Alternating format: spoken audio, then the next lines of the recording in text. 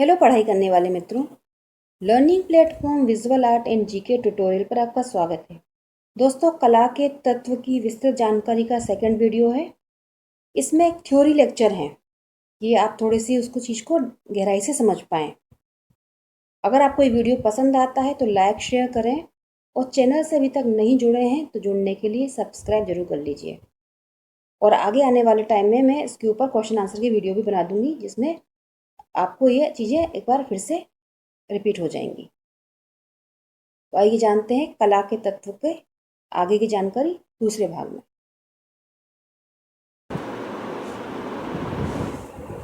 दोस्तों, तान जो होता है वो होता है रंग का हल्कापन और गहरापन।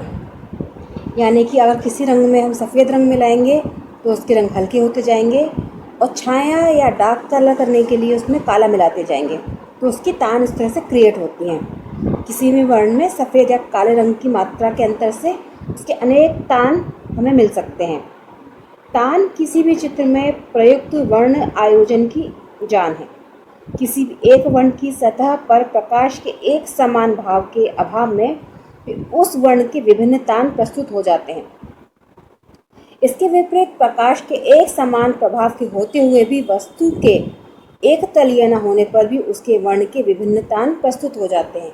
यानी कि वस्तु कोई भी है, मान लीजिए हमने हरा रंग लिया, एक ही रंग तरह का हमारे पास रंग हरा है, लेकिन अब उसमें हम सफ़ेद रंग मिलाएंगे तो कई सारी हल्की तानें, और काला रंग मिलाएंगे तो कई सारी गहरी तानें हरे रंग की हमारे सामने आ जाती हैं।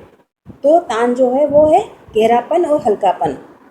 तान का वर्गीकरण तीन तरह से किया गया है: छाया यानी कि लाइट शेड वाले, मध्यम छाया मतलब कि डार्क शेड वाले, मध्यम, और प्रकाश मतलब लाइट टोन वाले। उसके तान जो होते हैं, जैसे बताया कि जब हम रंग को गहरा करना है तो काला मिलाएंगे और हल्का करना है तो सफ़ेद मिलाएंगे। और कोई भी चित्र तान के अभाव में अधूरा रहेगा, मतलब कि अगर उसमें कोई टोन क्रिएट नहीं होगी चित्र में, कोई भी हम शेड क्रिएट नहीं करेंगे तो वो एक अधूरापन दिखाई देगा। अब अगला चीज़ है पोत। पोत जो है वो किसी भी वस्तु के धरातल के गुण को कहा जाता है। यानी कला तत्वों में पोत का विशेष महत्व है, अतः चित्रकार को इसके प्रयोग में विशेष कुशलता प्राप्त करना अनिवार्य है। चित्रतल पर यथार्थ अंकन की दृष्टि से पोत महत्वपूर्ण तत्व होता है। और पोत जो होता है वो चित्रकार द्विआयामी धरातल जैसे कपड़ा, मिट्टी, छाल, ताड़पत्र, भित्ति आदि को अपनी अभिव्यक्ति का साधन बनाता है, और इनके स्वाभाविक पोत का उपयोग कर वो अपनी अभिव्यक्ति में करता है। अभिव्यक्ति चित्रकार जो करता आ रहा है, प्राचीन समय से ही प्रयोग करता रहा है इसमें अभिव्यक्ति के लिए, क्योंकि कला मात्र दृष्टिगत ही न होकर कलाकार की अनुभूति के साथ बनकर भी चली है। और पोत तीन प्रकार से होती हैं, जैसे कि प्राकृतिक यानी कि जो हमें नेचुरल रूप में मिलती हैं, एक अनुकृत, और तीसरी सृजित।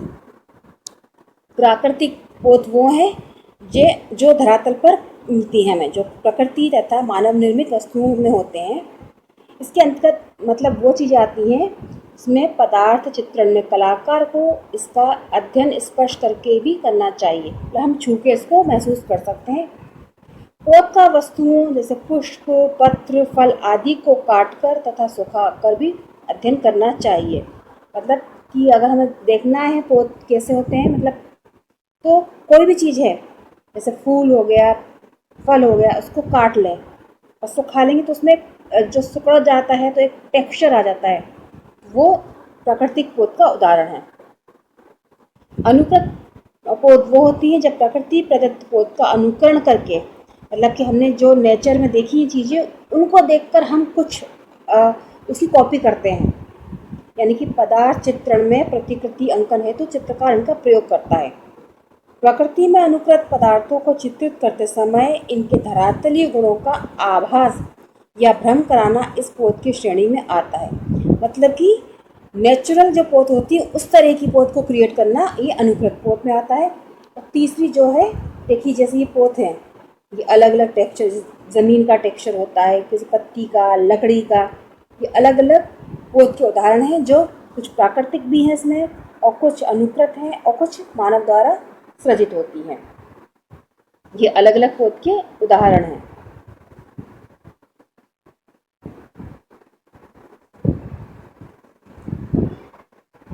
सृजित पौध जैसे कि बताया कि अपने आवश्यकता अनुसार, जब जिस तरह की आवश्यकता है उस तरह की पौध को बनाना ये सृजित पौध में आता है। जैसे पानी और तेल रंग परस्पर मिलाने पर मोटे रंग लगाने से एवं अन्य पौध संसाधनों के प्रयोग द्वारा यह कल्पना जन्य नई सतह तथा धरातल का निर्माण करता है। जैसे के हेब्बर, जगदीश स्वामीनाथन तथा राजस्थानी कलाकार परमानंद चोर, इनकी कृतियों का अध्ययन करने से स्पष्ट होता है कि आधुनिक चित्रकार पौध विधि के प्रति कितने सचेत थे। मतलब पौध का इन्होंने खुद सृजन करते थे, इनका जो स्टाइल था उसमें ये चीज़ महत्वपूर्ण थी।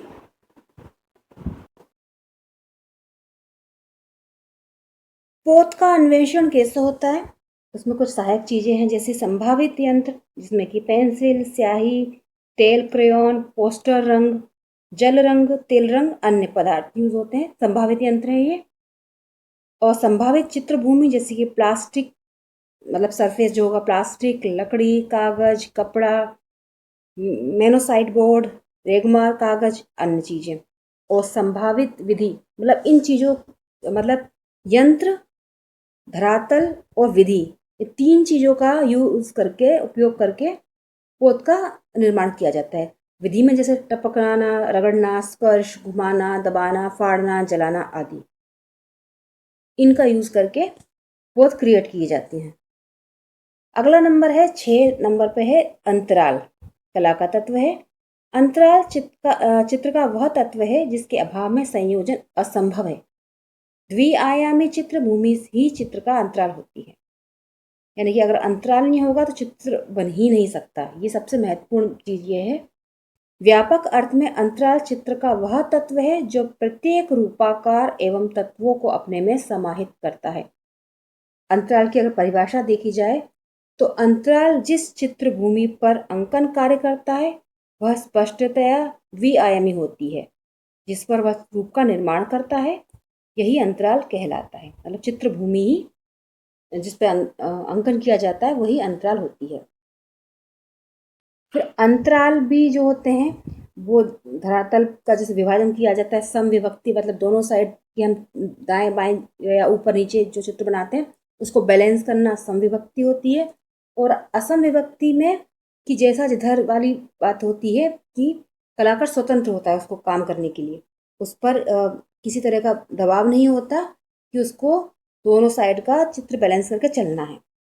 और समविभक्ति का उदाहरण है डिज़ाइन, जो ज्योमेट्रिकल होती हैं या क्रिएटिव होती हैं उनमें समविभक्ति चलती है।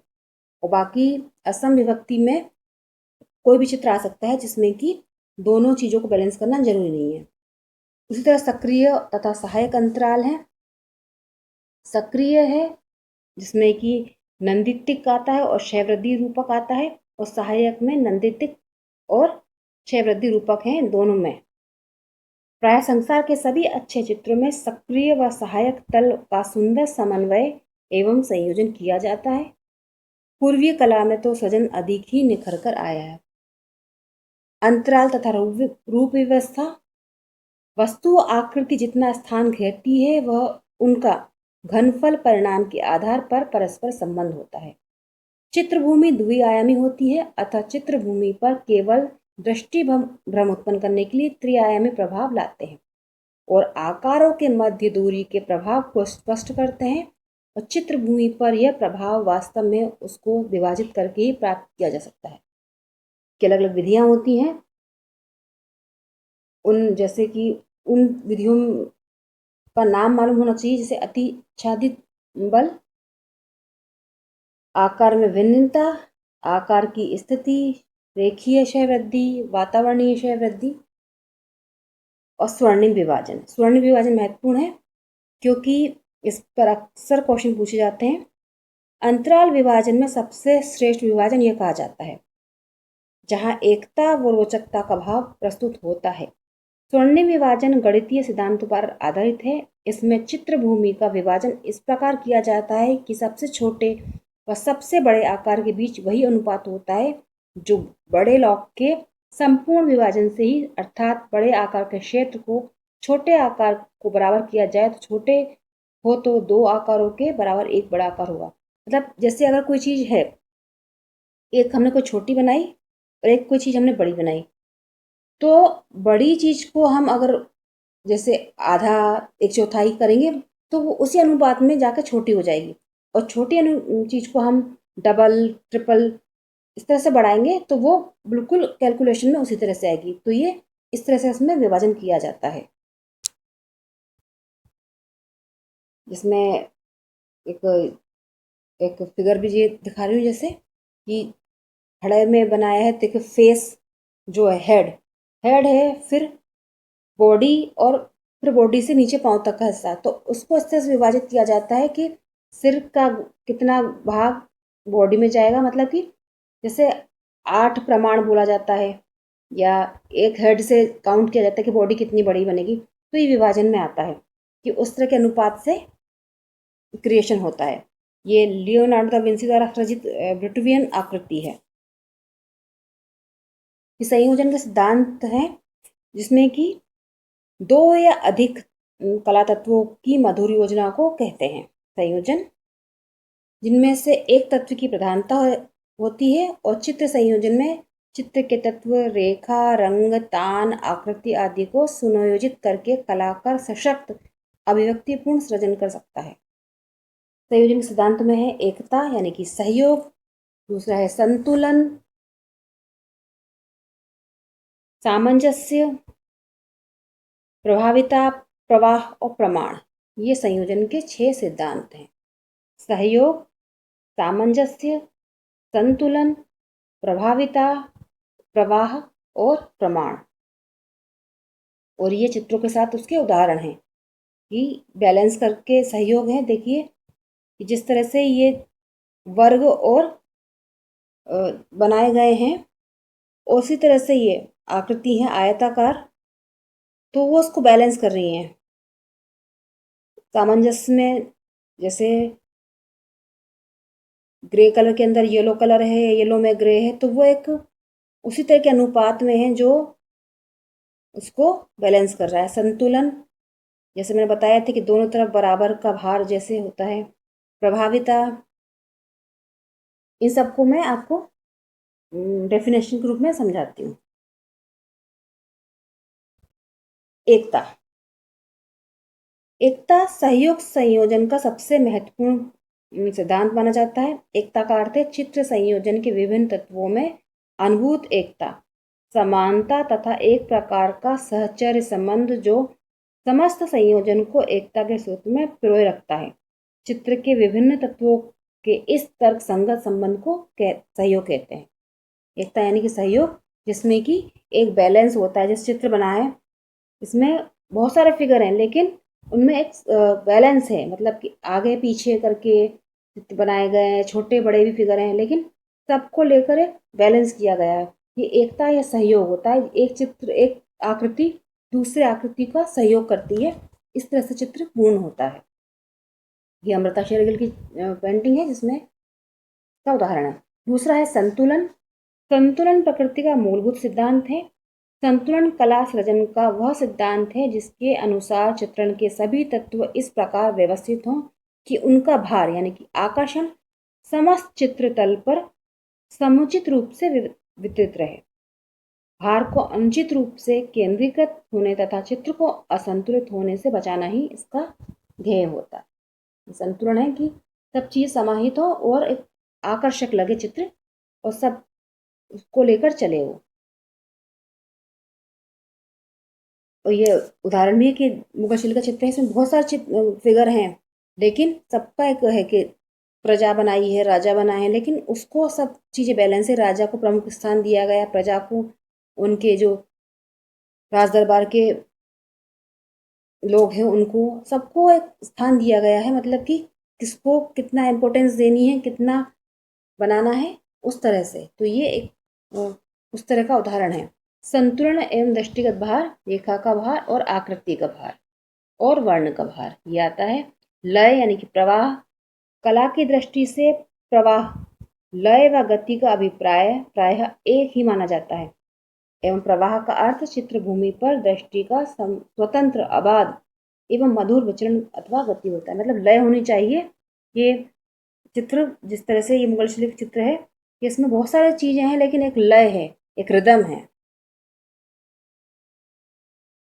अगला है सामंजस्य।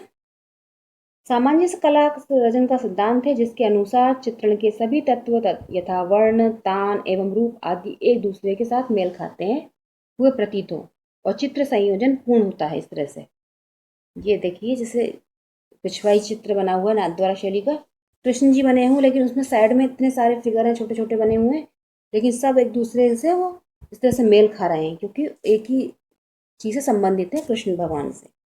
रेखा सामंजस्य और रूप सामंजस्य में महत्वपूर्ण होता है। और पोत सामंजस्य। प्रभाविता।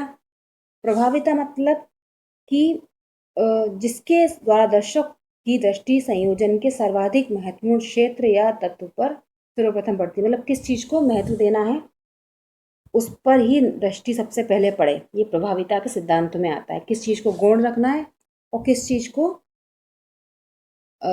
सेकेंडरी बनाना है, ये प्रभाविता के सिद्धांत में आता है। जैसे कि राजा को महत्व देना है और प्रजा को सेकेंडरी रखना है, तो ये प्रभाविता के गुण का उदाहरण है। प्रमाण यानी कि अनुपात, यह भी एक मूलभूत प्राकृतिक सिद्धांत है जो आकार एवं अनुपात से संबंधित होता है। प्रमाण को संबद्धता का सिद्धांत भी कहा जाता है।